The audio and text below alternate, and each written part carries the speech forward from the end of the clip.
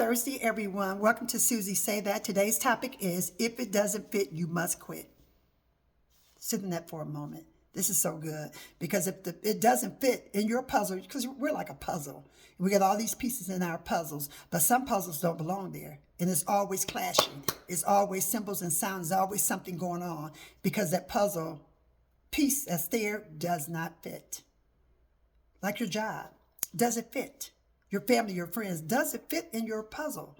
Snug and good, and you feel good about your puzzle, which is yourself. You feel good about your relationship that you have with your God. You feel good. It's a good puzzle. It fits perfectly together. But you get, from time to time, you'll get these pieces that you'll try to put in there and move stuff around, and it's chaotic. If it doesn't fit, you must quit. You must remove that puzzle piece. Hold on. Wait a minute. What about your jobs? You don't go tomorrow and just quit your job because it doesn't fit your puzzle. That ain't the way that goes. You have to get wisdom. You can't just go counseling, a therapist, something. You just can't go quitting your job and you don't have a plan. That's not wisdom. That's foolishness. Because we need a plan about our puzzle. And God gives us the plan for the puzzle. He's given me my plan. And there's some things that's going on right now where I got to move some pieces, not around, but out of my puzzle, because my belief system no longer serves their belief system, and their belief system to me is just out the door. I don't want to have anything to do with that kind of belief system, because I feel the belief system has been built since they were very young. I believe they built this belief system when they were young, and they're still trying to build this belief system, and they want to put the puzzle pieces in their belief system and make everyone who they want them to be, because that's their belief system. Now, in my belief system, I let people be who they are, because I know I have a good puzzle. So I'm not trying to make other people. I'm showing grace. I'm showing mercy to the people that belong in my puzzle, and I show that to the people that don't. When I see you, if I speak to you, that don't mean that you get a chance to say negative things and all those. You don't belong in my puzzle. You're outside of it. I had an issue not too long ago when someone wanted to hug me, and I had told this person, it makes me feel uncomfortable. I don't want to hug you. I don't. It makes me, it's just an ongoing issue. There's no resolution with that, and I understand that. But, I had to ask someone to defend me in that situation. And I was like, I'm asking someone, and I think about that, ask someone who does not value what I believe in, what I stand for, because they believe you should just hug the whole world. That's their belief system. They don't believe in spirits attaching to each other. They don't believe in people just hugging you so they can say that we cool now. They don't believe in any of that. They don't believe in that you have to have a conversation first. And I know they don't, because some things had happened before and they didn't do proper protocol. So I know that they don't believe that you need to have a conversation, a deep, heartfelt conversation, so that you can have a resolution to things. So you can have, words where, this, that, and other. They don't believe in it. And I know they don't. And they've showed me many a times they don't believe in that. They don't believe that I'm an evangelist. They don't believe that I'm a prayer warrior. They don't believe that I'm an intercessor, because that's their belief system. They have made me out what they want me to be in their puzzle. They don't believe that this, that, and the other. They don't believe, and it's okay, because they have a right to have what they want in their own puzzle. But I don't belong there. I don't belong in puzzles where people can say whatever they want to say to people, where they can dishonor someone they say they care and love about right there and have no care about it. Never apologize for it and said something that was ruthless, and somebody that they said they really like. I don't belong in those kind of systems, those kind of puzzles. I don't belong there. I don't. And I used to be in those kind of puzzles where I thought that was okay. Where I thought that, forgiveness means I still need to deal with them. Forgiveness means that, you forgive them, but you let them say they come to your house the next day and y'all break bread together. I mean, if we're talking about people that belong in your puzzle, because we all make mistakes, we all sometimes do bad things, that's a different story. But we're talking about abusive, people that won't stop abusing, people that just continue every time you see them, there's something bad to say. Every time you see them, there's a situation. They sit around and talk about people anytime they get ready. I'm talking about these kind of people. I'm talking about the people that come in and they spoil the house. They bring all the bad energy into the house. They bring it in there. I'm not talking about those people. I'm not talking about wholesome people that sometimes just make bad choices. We all do. Sometimes just make bad decisions. And we're perfect in some things and some things that God is still working on us in. So I'm not talking about quitting these people that's in your puzzle. I have a tight knit puzzle, and I move around some things, but I have a tight knit puzzle right now. And I have the majority of the people that's in my puzzle.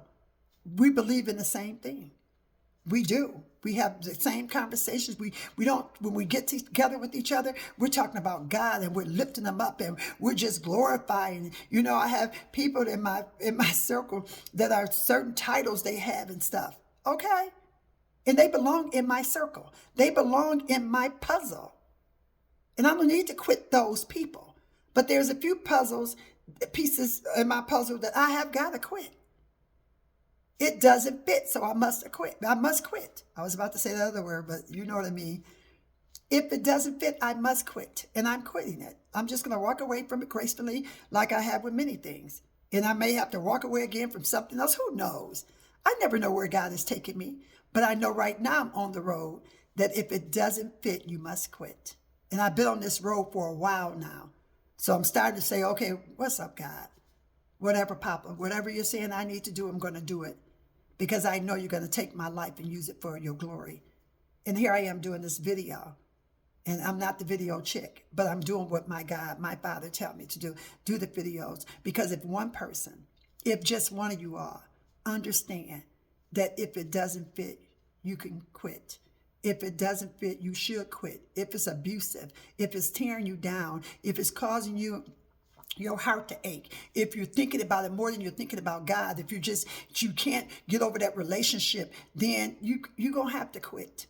But first, seek your God, seek some counseling, seek out a therapist. And I'm not talking about one that's broken themselves. I'm talking about one that has a puzzle that fits very well together. They got so much peace that when you go and meet them, you can feel the peace coming onto yourself because they understand things. They understand peace is an order and it must come first. First, your God, if they're a believer. Second is your peace.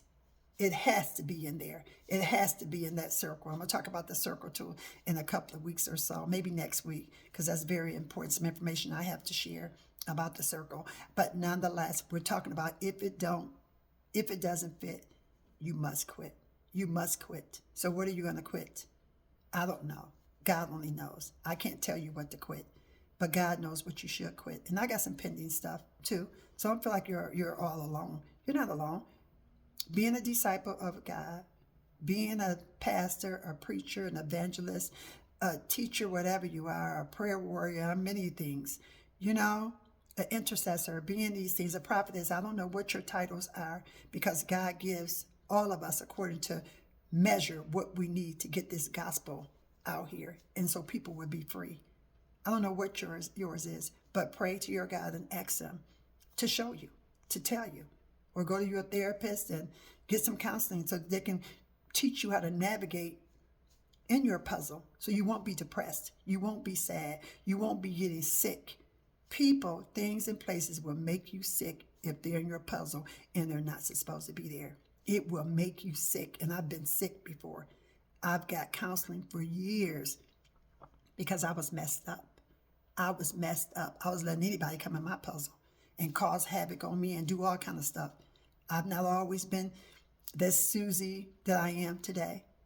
I've had great flaws, but now God and my peace will override everything. Everything. My puzzle is very important to me, and I monitor it, and I take very good care of it. And sometimes when things are there and they shouldn't be, I must quit. So ask yourself, what must you quit? And it doesn't matter what it is, because God will show you what it is. Your life is not my life. I've been tied so tight to things in my puzzle that God has allowed me and asked of me to give up the most important things that were in my puzzle because they wouldn't adhere. They wouldn't come into compliances to what my belief system was in God. And their belief system was different. And I had to give up those things, and they hurt me to my core. But I was free. It hurt me to my core, but I learned to be free. I learned to invite God things into my puzzle and keep everything else outside.